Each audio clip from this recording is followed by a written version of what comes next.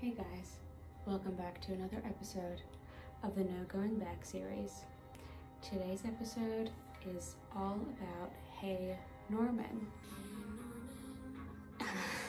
If you've known me, if you've come to any of my shows in the past, seen any of my music videos, or have listened to my tracks on Spotify, you might recognize this song.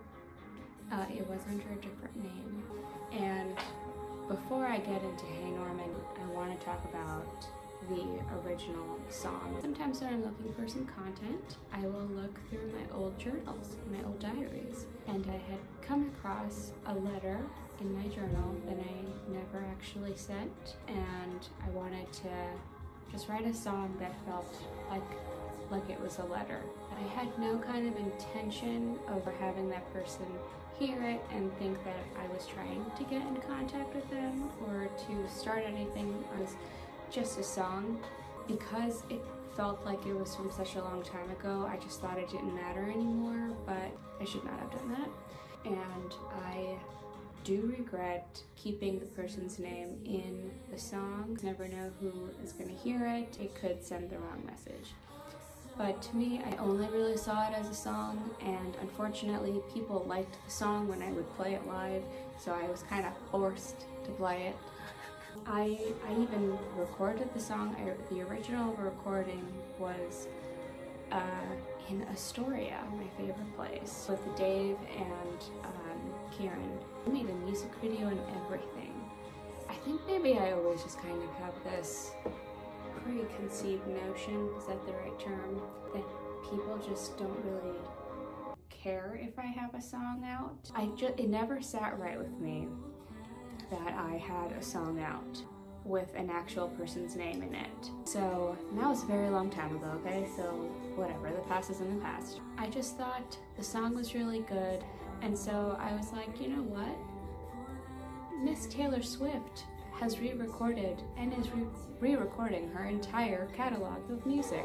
I could re-record one song and change the name so that it could feel more like an ambiguous type of song, or a song that could be about anybody. The song is like from the perspective of you're remembering a really old friend, you know, you just wish them all the best. Why is 6th of July playing? Let's put Hey Norman back on.